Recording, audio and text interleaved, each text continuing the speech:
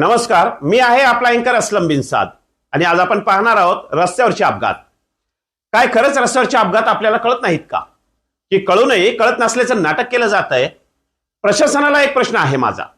तुमचे डोळे बंद असतील पण जनतेचे डोळे उघडे आहेत. दर आठवड्याला रस्ता सुरक्षा सप्ताह, दर महिन्याला विशेष मोहीम, दरवर्षी कडक कारवाईचे आदेश. पण हे सगळं आहे कुठं? फक्त कागदावर.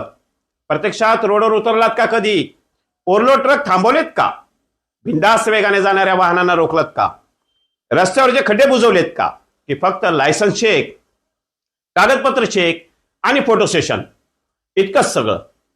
आज पुन्हा अपघात. एक माणूस मेला, चौकशी सुरू आहे. 2 माणसं मेली, चौकशी सुरू आहे. अरे 5 मेली, अहवाल मागवला आहे. माझा प्रश्न आहे, ही चौकशी अखेर कधी संपणार? का आपण असं काही करत नाही की चौकशीची वेळच येऊ नये? कारण इथे कोणताही खुला नेता मरत नाही. इथे मरतो एक गरीब बाप, एक कष्टकरी मुलगा, एक कुटुंबाचा आधार आणि त्यासोबत एक संपूर्ण कुटुंब उद्ध्वस्त होतं. आज मी एवढंच प्रशासनाला नाहीच तर आम्हालाही दोष देतोय. हो, आमची चूक आहे. कारण आम्हीच तुमच्या दुर्लक्षाला सवय लावली. आम्हीच आवाज उठवला नाही, आम्हीच प्रश्न विचारले नाहीत.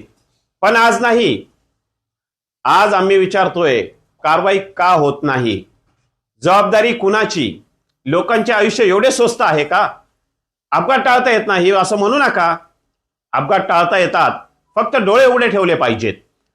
आज हा कार्यक्रम फक्त टीका करण्यासाठी नाही तर जागा करण्यासाठी आहे, धडक देण्यासाठी आहे, जबाबदारीची जाणीव करून देण्यासाठी आहे. कारण रस्त्यावर फक्त वाहन धावत नाही, माणसाचं आयुष्य धावत असतं आणि ते आयुष्य कोणाच्या निष्काळजीपणामुळे संपणं हे आता आम्ही सहन करणार नाही. प्रशासनाने वेळीच या सर्व अपघातांची आणि या सर्व जबाबदारी स्वीकारावी. या अपघात होणाऱ्या व्यक्तींमध्ये अनेक कुटुंब उद्ध्वस्त झालेले आहेत.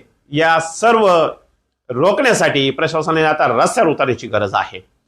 आज प्रशासन रस्त्यावर उतरलं तर पुढील होणारे अपघात टाळू शकतात. आपण अपघात टाळू शकतो. धन्यवाद.